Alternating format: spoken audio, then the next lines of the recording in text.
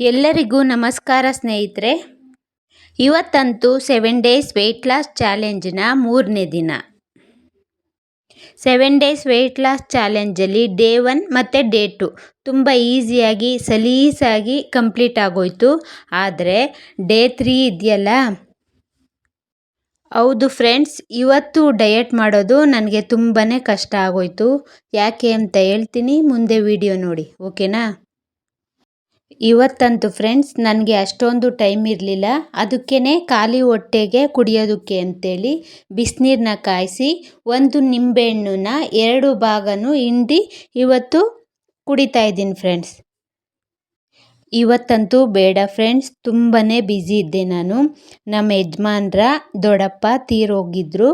ಇವತ್ತು 5ನೇ ದಿನದ ಕಾರ್ಯ ಇಟ್ಕೊಂಡಿದ್ರು ಮನೇಲಿ.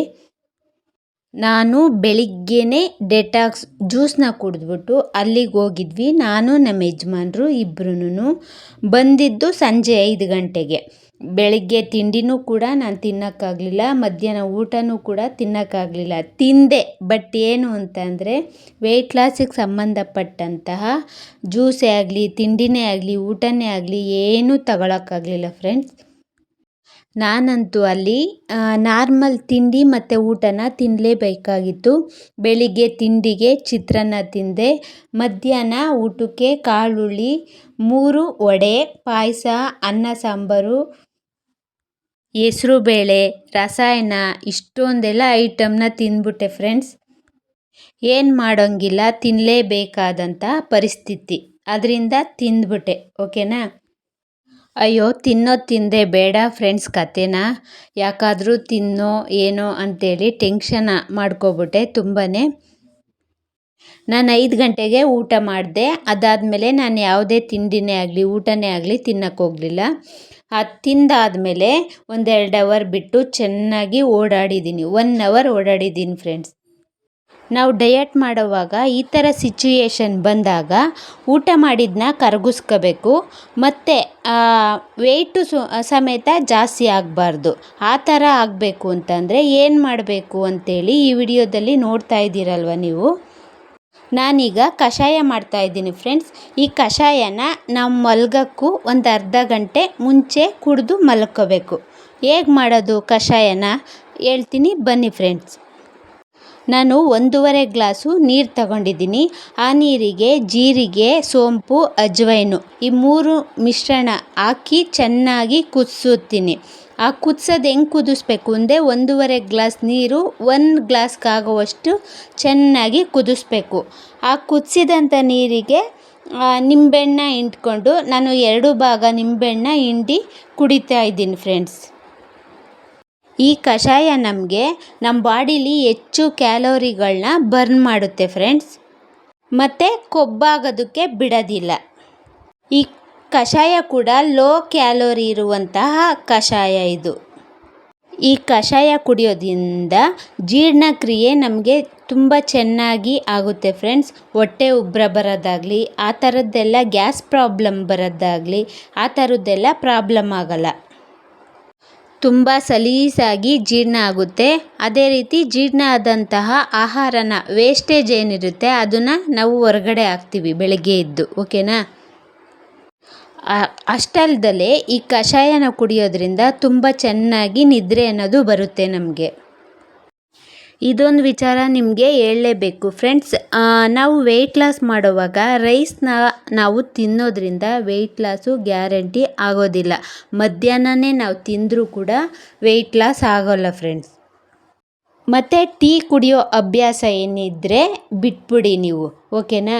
ಟೀ ಕುಡಿಬೇಕು ಅಂತ ಅನ್ನಿಸ್ದಾಗ ಗ್ರೀನ್ ಟೀ ಮಾಡ್ಕೊಂಡು ಕುಡಿಯೋದ್ರಿಂದ ವೆಯ್ಟ್ ಲಾಸು ಚೆನ್ನಾಗಿ ಆಗುತ್ತೆ.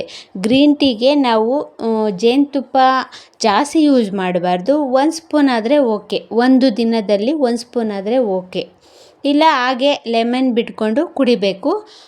ಮತ್ತು ಹಾಲಿಂದ ಮಾಡಿದಂಥ ಟೀನ ಯೂಸ್ ಮಾಡಬಾರ್ದು, ಮತ್ತು ಸಕ್ಕರೆನೂ ಯೂಸ್ ಮಾಡಬಾರ್ದು ಫ್ರೆಂಡ್ಸ್. ಇದೊಂದು ವಿಚಾರ ನಾನು ಹೇಳಲೇಬೇಕು. ಕೆಲವ್ರು ಹೇಳ್ತಾರೆ ಆ ಕಷಾಯ ಕುಡಿದು ಇಷ್ಟು kg ಸಣ್ಣ ಆದ್ವಿ, ಈ ಕಷಾಯ ಕುಡಿದು ಇಷ್ಟು kg ಸಣ್ಣ ಆದ್ವಿ ಅಂತೇಳಿ.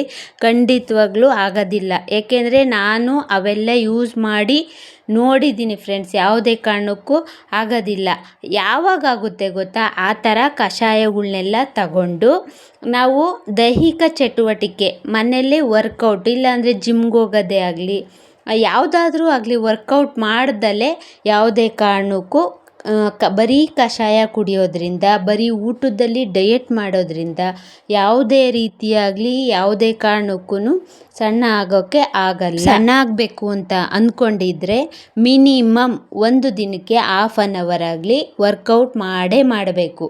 ಅದು ವಾಕ್ ಆದರೂ ಆಗಲಿ, ಇಲ್ಲಾಂದರೆ ವರ್ಕೌಟ್ ಆದರೂ ಆಗಲಿ, ಜಿಮ್ಗಾದರೂ ಆಗಲಿ, ಯಾವುದಾದ್ರೂ ಆಗಲಿ ವರ್ಕೌಟ್ ಮಾಡಬೇಕು.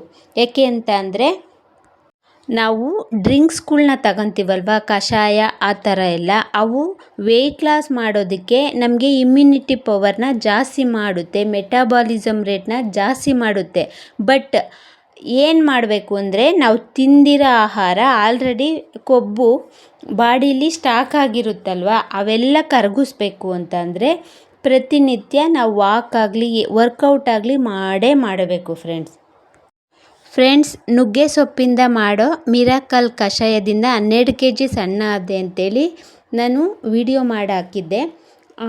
ಅದರಿಂದ ನನಗೆ ಒಂದು ಮೆಸೇಜ್ ಬಂದಿತ್ತು. ಏನು ಅಂತ ಅಂದರೆ, ನಾನು 15 ಡೇಸಿಂದ ಇದನ್ನು ಯೂಸ್ ಮಾಡ್ತಾಯಿದ್ದೀನಿ, ವೆಯ್ಟ್ ಲಾಸ್ ಆಗೇ ಇಲ್ಲ ಅಂತೇಳಿ. ಖಂಡಿತವಾಗ್ಲೂ ವೆಯ್ಟ್ ಲಾಸ್ ಆಗಲ್ಲ.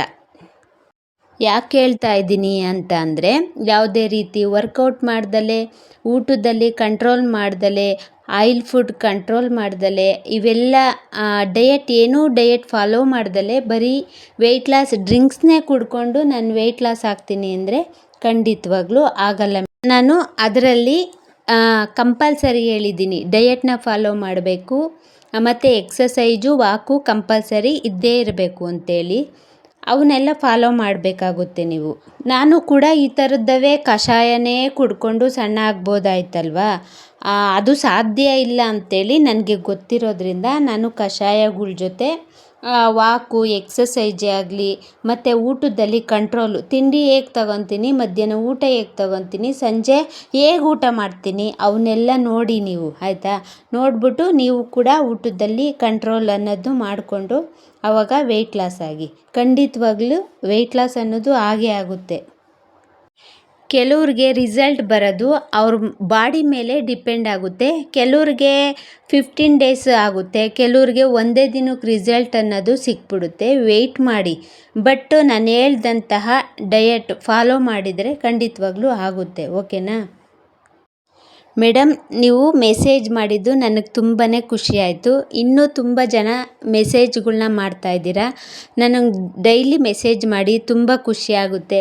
ಯಾರಾದರೂ ಹೊಸಬ್ರು ವಿಡಿಯೋ ನೋಡ್ತಾ ಇದ್ದರೆ ದಯವಿಟ್ಟು ನನ್ನ ವಿಡಿಯೋಗೆ ಸಬ್ಸ್ಕ್ರೈಬ್ ಮಾಡಿ, ಶೇರ್ ಮಾಡಿ, ಲೈಕ್ ಕೊಟ್ಟು ಸಹಕರಿಸಿ. ಓಕೆನಾ ಫ್ರೆಂಡ್ಸ್? ನಾನು 7 ಡೇಸ್ ಕಂಪ್ಲೀಟ್ ಆದಮೇಲೆ ತೂಕ ಎಷ್ಟಿದ್ದೀನಿ ಅಂತೇಳಿ ಚೆಕ್ ಮಾಡಿ ವಿಡಿಯೋ ಹಾಕ್ತೀನಿ ಅಂತ ಹೇಳಿದ್ದೆ. ನಿಮಗೇನಾದರೂ ನಾನು ಪ್ರತಿದಿನ ವೆಯ್ಟ್ ಚೆಕ್ ಮಾಡಿ ವಿಡಿಯೋ ಹಾಕಬೇಕು ಅಂತ ನಿಮಗೇನಾದರೂ ಅನಿಸಿದರೆ ದಯವಿಟ್ಟು ಕಮೆಂಟ್ ಮಾಡಿ. ನಾನು ಅದೇ ರೀತಿಯೇ ಪ್ರತಿದಿನ ವೆಯ್ಟ್ ಚೆಕ್ ಮಾಡಿ ವಿಡಿಯೋ ಹಾಕ್ತೀನಿ. ಓಕೆನಾ ಫ್ರೆಂಡ್ಸ್? ನನಗೆ ಗೊತ್ತಿರೋ ಅಂತಹ ಮಾಹಿತಿನ ನಿಮ್ಮ ಜೊತೆಗೆ ಶೇರ್ ಮಾಡ್ಕೊಂಡಿದ್ದೀನಿ ಅಷ್ಟೇ. ಇಷ್ಟನ್ನ ಹೇಳ್ತಾ ನಾನು ವಿಡಿಯೋನ ಕೊನೆ ಮಾಡ್ತಾಯಿದ್ದೀನಿ. ನಾಳಿನ ಡೇ 4 ವಿಡಿಯೋದಲ್ಲಿ ಸಿಗೋಣ. ಓಕೆ.